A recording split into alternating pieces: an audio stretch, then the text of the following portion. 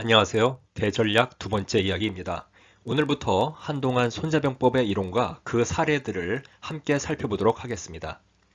그런데 왜 손자병법부터 시작하는 것인지, 왜 손자병법을 먼저 공부해야 하는지를 잠시 생각해 보도록 하겠습니다. 첫 번째 이유는 세계 최고의 전략서라는 정평이 있기 때문입니다. 세계 최고라면은 먼저 보는 것이 순서겠죠?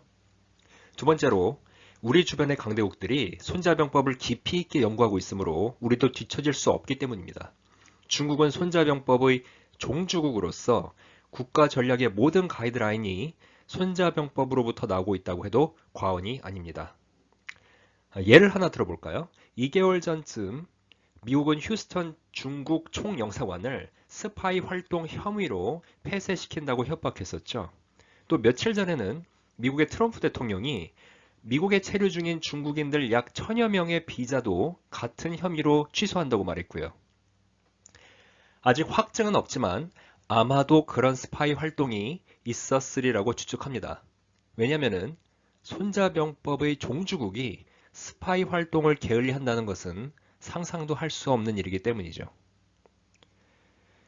또한 일본도 오랜 세월 무사들이 다스렸던 나라였기 때문에 손자병법을 매우 중시 여기고 그러한 전통 때문에 일본인들 또한 모든 전략을 손자병법으로부터 구하고 있는 상황입니다.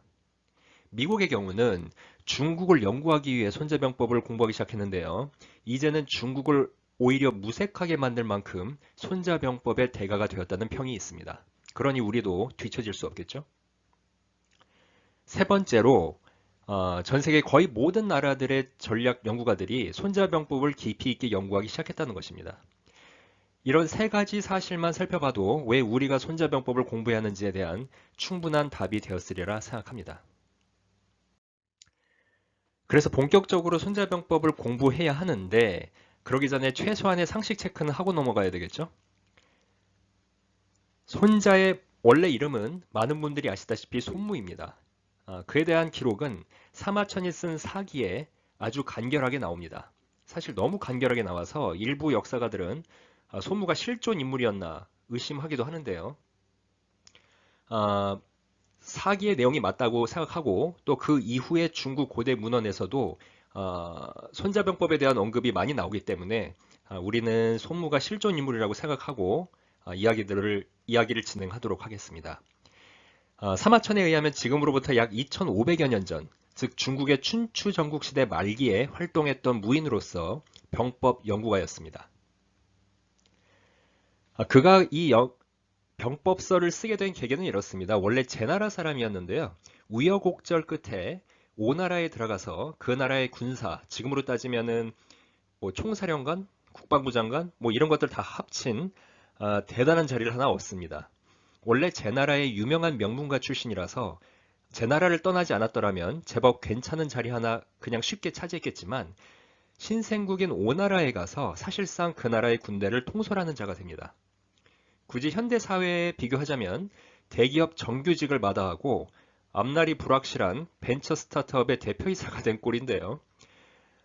그런데 그때 당시 오나라는 이웃의 강대국 초나라를 반드시 쳐야 하는 여러 가지 국가적 사명을 갖고 있었기 때문에 손무는 당시 오나라의 왕 함녀에게 초나라를 치기 위한 일종의 기획보고서 또는 전략보고서를 작성해야만 했고 그것이 바로 손자병법이라는 병법서의 탄생으로 이어지게 되었다고 이해하고 있습니다.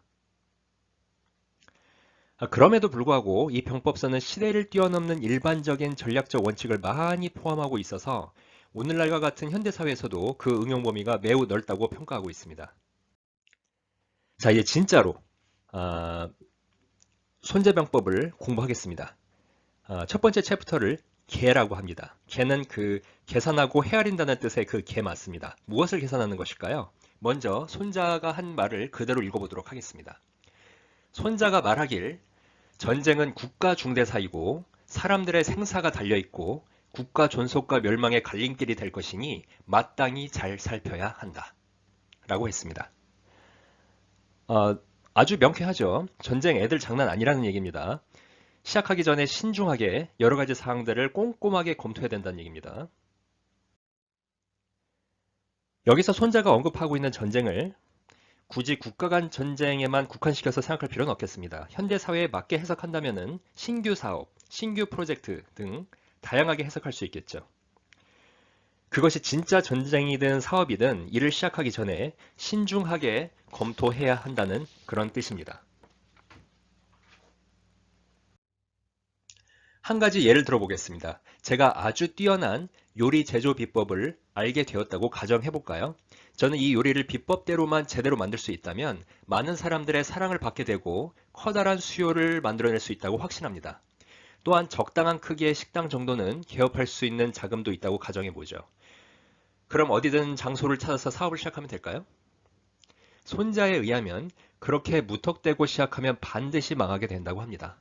특히 제가 요식업에 대한 경험이 전혀 없다면 더더욱 그렇겠죠. 손자에 의하면 여러 가지 사항들을 사업하기 전에 완벽하게 파악하고 준비해야 한다고 합니다. 대충 살펴보기만 해도 6가지 정도를 생각해 볼 수 있겠는데요. 입점 위치를 신중하게 분석하고 골라야 되겠죠. 또한 위생법도 완벽하게 파악하고 있어야 될 것이고 재료 원가도 꼼꼼하게 그 견적을 따져봐야 될 것이고 초기 비용도 마찬가지고요. 각종 세금, 임대차 계약 등 이들을 완벽하게 파악하고 준비하기 전까지는 절대로 사업을 시작해서는 안 된다는 것이 바로 소무의 가르침이 되겠습니다. 또 다른 예를 살펴보겠습니다. 제가 만약 벤처를 시작하려고 한다면 앞서 살펴본 스몰 비즈니스보다 더 많은 것을 준비해야 하므로 그만큼 더 신중해져야 되겠죠. 정말로 많은 것들을 사전 준비해야 하지만 시간 관계상 한 6가지 정도만 간략하게 살펴보도록 하겠습니다. 첫 번째는 벤처를 하는 데 있어서 가장 중요한 것이죠. 누가 뭐라고 해도 가설을 정확하게 세우는 일입니다. 창업가가 갖고 있는 아이디어는 아직 그 누구도 실험해 본 적이 없기 때문이고 자신의 아이디어가 무엇인지 자신이 스스로 정확하게 파악하고 타인에게도 정확하게 그 의미하는 바를 전달하기 위해서라도 정확한 가설 세우기가 필요하겠죠.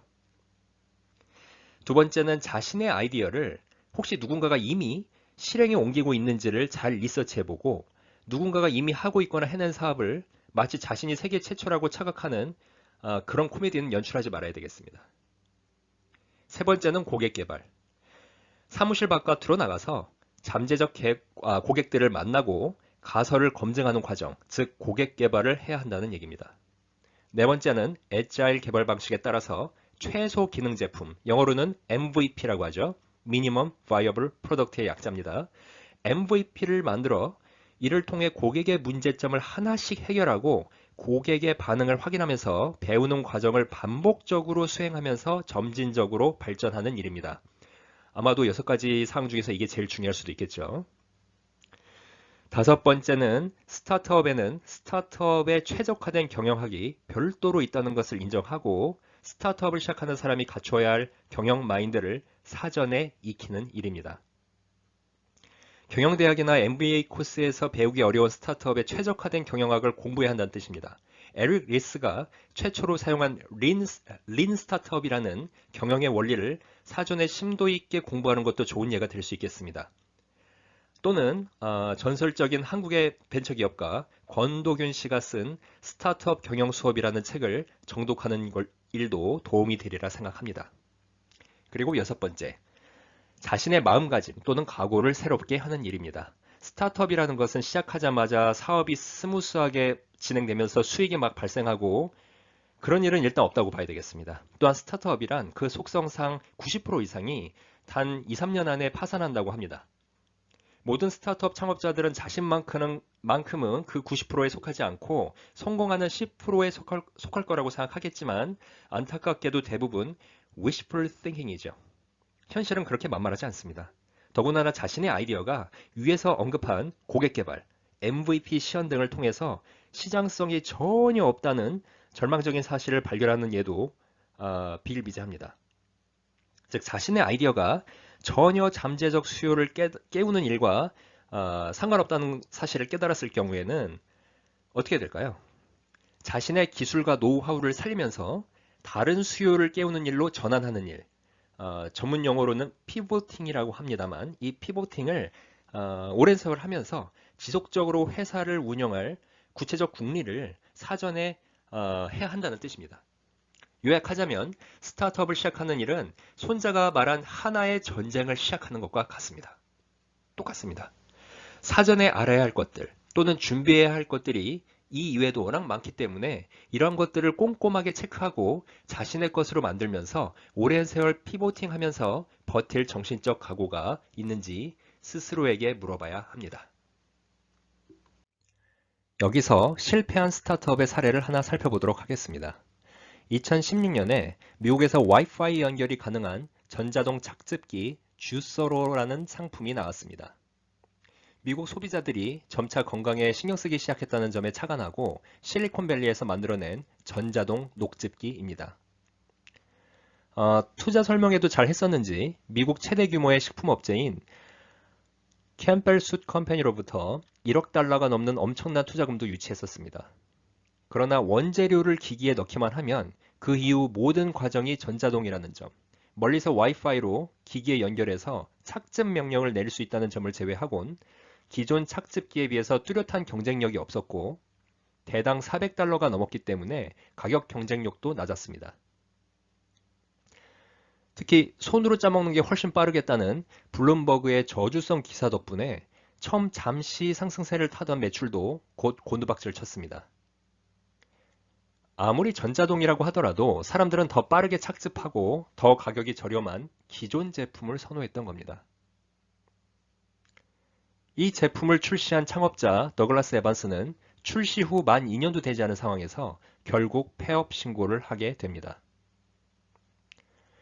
이 주서로가 주는 교훈은 창업을 하기 전에 잠재적 수요에 대해서 정밀하게 사전 조사를 해야 한다는 겁니다.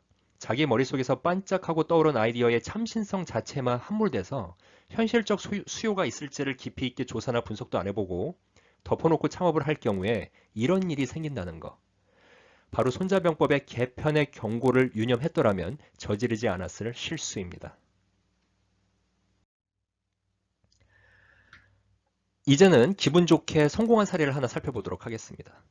2018년도에 한국에서 설립한 주 코액터스는 청각 장애인들이 일을 하고 싶어도 기회가 없어서 일을 못하는 상황에 착안하고 이분들을 고용한다면 많은 분들이 나서리라는 잠재적 수요에 주목했습니다.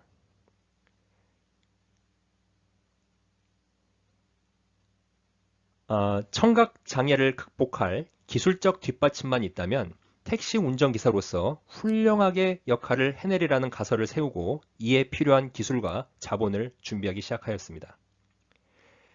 약 2년간 꽤 많은 공모전에서 입상하면서 인지도를 조금씩 올렸고요. 다양한 관련 단체 조직과 협약을 맺으면서 고요한 택시라는 서비스를 론칭하였고 현재 소비자들로부터 호평을 받고 있습니다. 당연히 많은 일자리가 창출되었고 소비자들은 IT 기술을 기반으로 한 가성비 높은 서비스에 대체로 만족하고 있습니다. 그런데 이와 같은 성공 뒤에는 창업자가 학창 시절부터 쌓아왔던 탄탄한 IT 기술자로서의 실력과 사업 준비 과정에서 다양한 공모전에 참가하며 그 가능성을 끊임없이 확인하고 자신의 부족한 부분을 보완하는 작업을 했었기 때문이라고 봅니다. 즉 사전에 준비한 만큼 성공할 수 있다는 사실을 이 아름다운 사회적 벤처 기업으로부터 배울 수 있습니다. 세 번째로 역사적인 사실을 하나 살펴보도록 하겠습니다. 역사적 사건을 하나 살펴보도록 하겠습니다. 서기 612년 고구려 영양왕 23년에 수나라 양제는 고구려를 정복하기 위해서 113만 대군을 파견하게 됩니다. 그런데 이와 같이 큰 군역을 이뤄내기 위해서 상당히 큰 희생도 치르게 되는데요.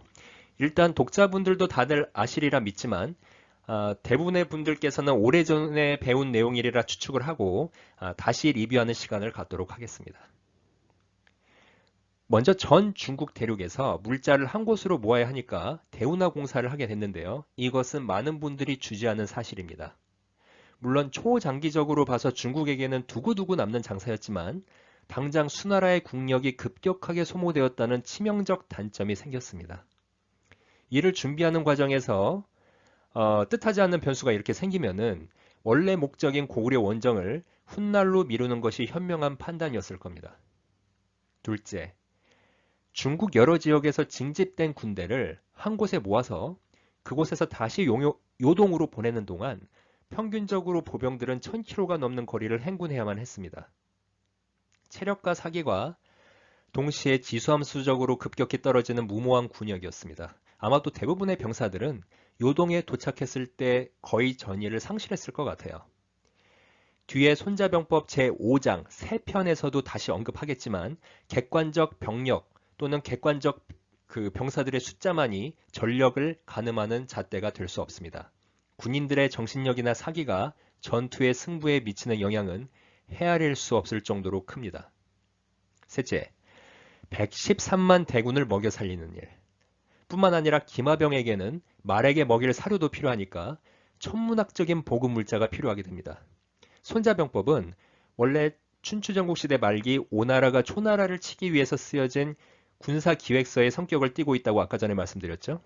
거기서는 오나라의 수도 오, 그러니까 현재의 수저우에서 초나라의 수도 영, 그러니까 현재의 우한에서 조금 가까운 곳인데요.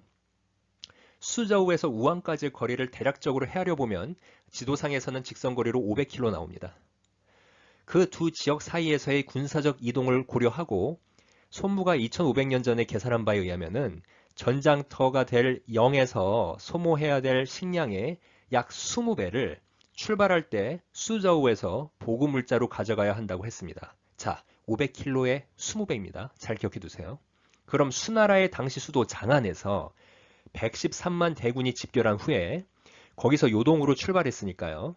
지금의 시안에서 요동까지의 거리를 계산해 보면은요. 그런데 여기서 잠깐 언급해야 될 부분이 있는데요. 현재의 요동반도는 이때 당시의 요동이 아니에요. 이때 당시의 요동은 제가 알기로는 지금의 하남성 북동부 지역이 아마 요동이 될 겁니다. 아무튼 그 두 지역 간의 거리를 직선거리로 따져보면은 대략 1000km 정도 나옵니다. 자, 손무의 계산이 맞다고 가정을 하면은요. 요동 지역에서 113만 대군이 써야 할 보급 물자의 최소한 40배에서 넉넉하게는 50배 정도 가져가야 합니다. 그런데 113만 대군 중 30만의 병사가 별동대로 편성이 돼서 요동에서 또 평양까지 움직였으니까요. 그들이 써야 할 보급 물자는 더 늘어나게 됩니다.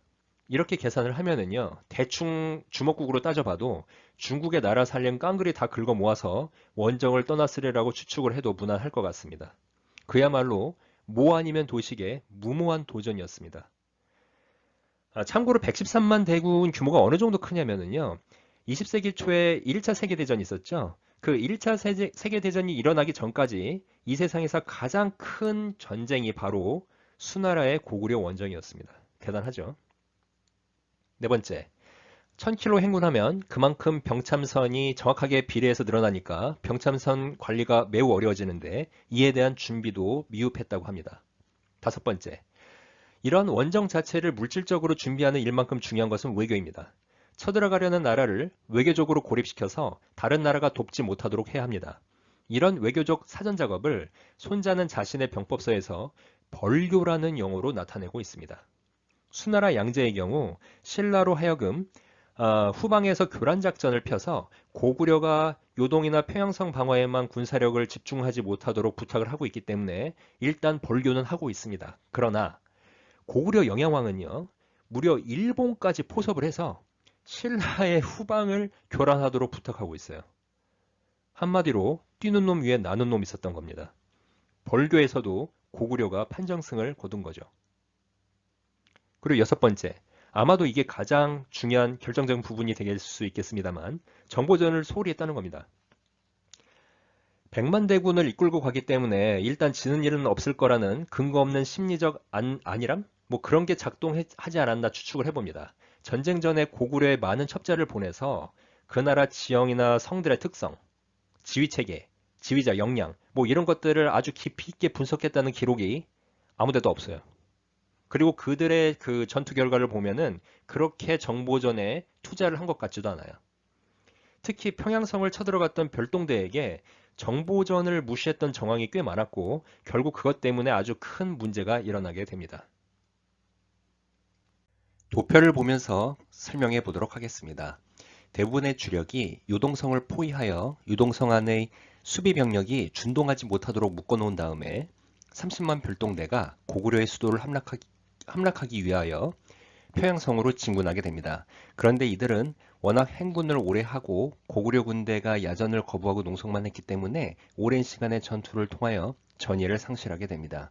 이미 싸울 마음이 전혀 없는 원정군의 모습을 파악한 고구려 측에서는 거짓 항복을 하고 집에 가고 싶어하는 원정군에게 회군의 명분을 줍니다.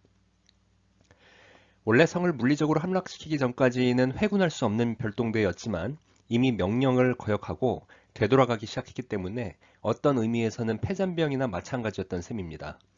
이때 회군하던 별동대의 우중문, 우문술 등의 장군들은 후방에서 몰래 쫓아오는 고구려군의 추격대의 존재를 전혀 몰랐던 것으로 보입니다.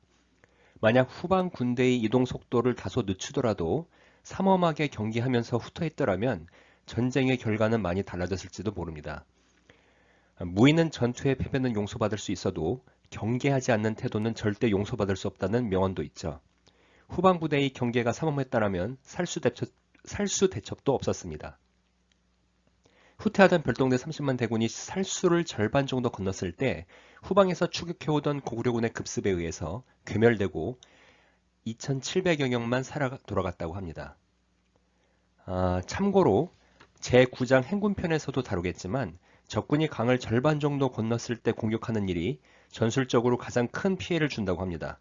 고구려군은 바로 손자병법을 마스터한 전략 국가로도 볼 수 있겠습니다. 아무튼 한국 전쟁 역사뿐 아니라 세계 전쟁사에서도 가장 뛰어난 승리이면 틀림없습니다.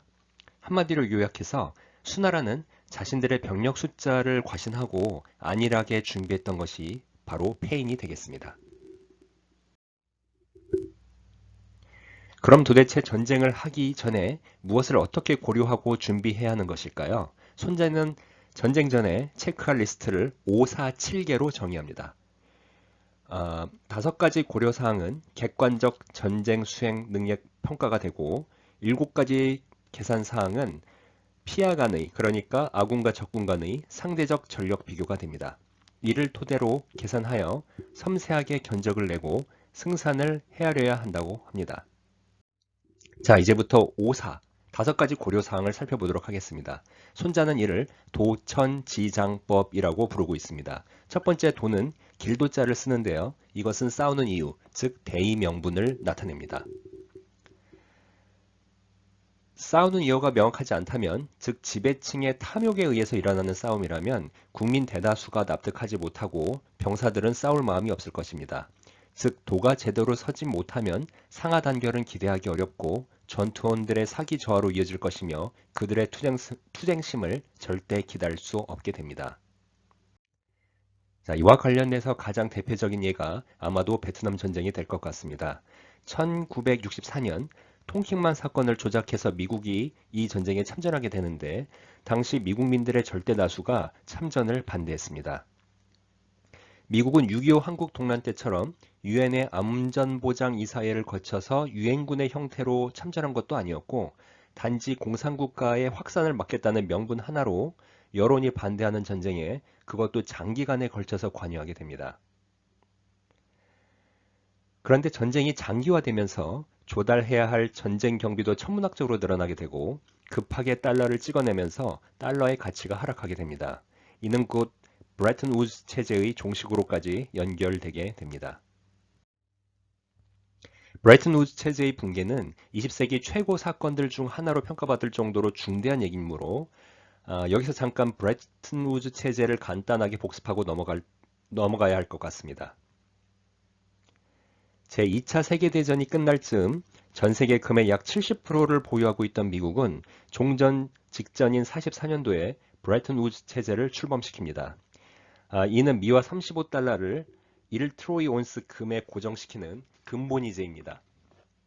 다른 나라의 화폐는 일단 미화와 일정한 고정 환율에 의하여 교환된 이후에 그 미화를 금화로 바꿔야 비로소 금을 매입할 수 있는 시스템입니다. 즉, 두 차례의 세계대전 기간 동안 사라졌던 금본위제를 미국이 다시 부활시킨 사건입니다. 미국은 베트남전에 참전하기 전까지 금 보유액에 맞게 달러의 총량을 유통시키고 있었는데요. 베트남 전쟁이 장기화하면서 경비가 천문학적으로 늘어나니까 급하게 금 보유량보다 훨씬 많은 달러를 찍어내기 시작했고, 이러한 일종의 사기를 미화를 대량 보유하고 있던 미국의 동맹 국가들이 반발하게 됩니다. 특히 프랑스 드골 대통령은 프랑스가 보유한 달러의 가치가 지속적으로 하락하는 일을 좌시하지 않고 프랑스가 갖고 있던 달러를 모두 금으로 바꾸겠다고 요구하는 지경까지 이르게 됩니다. 당연히 미국은 기존 고정 환율인 1온스 금을 35달러로 바꿔주면 손해가 되니까 이를 거절하게 되었고, 이런 식으로 금 본위제가 사실상 붕괴하게 됩니다. 명분 없는 전쟁에 참여하여 거기에서 설상가상 이기지도 못하고 쫓겨나다시피 군을 뺀 미국이 치룬 대가를 정리해서 보도록 하겠습니다. 일단은 세계대전 이후 미국이 참전하여 처음으로 패배한 전쟁이라는 오점을 남기며 미국의 군사적 위상이 실추되었습니다. 앞서 설명하였듯이 근본위제가 정지되고 미 달러는 피아트 머니, 즉 신용화폐가 되면서 근본적으로 인플레가 진행하기 시작합니다. 전역한 군인들이 귀국 후에 전쟁에서 겪은 트라우마로 사회에 적응하지 못하며 여러 가지 사회적 문제들을 일으키기 시작합니다. 특히 이들이 전쟁 기간 중 마약을 접하게 되면서 베트남 전쟁 이후에 미국 내에서의 마약 수요가 폭증하게 되었고, 이는 사회의 안전을 장기적으로 위협하는 요소로 작용하게 됩니다. 미국민들이 자국 정부를 불신하기 시작합니다. 이들은 물론 그 이전까지 부패한 정치가들을 비난하고 조롱하기는 했지만 기본적으로 대다수의 미국민들은 미국 연방정부를 신뢰하고 있었습니다. 그러한 신뢰감이 베트남 전쟁이 장기간 지속되면서 붕괴하게 됩니다. 일찍이 공자는 논어를 통해서 국가를 지탱하는 세 가지 대들보로 군사력, 경제력, 그리고 국가와 국민 간의 신뢰를 꼽고 있습니다. 미국은 명분 없는 전쟁을 오래 한 대가로 이 세 가지 모두에 큰 흠집이 난 셈입니다. 이후의 이야기는 개편 파트 2에서 이어서 하겠습니다. 감사합니다.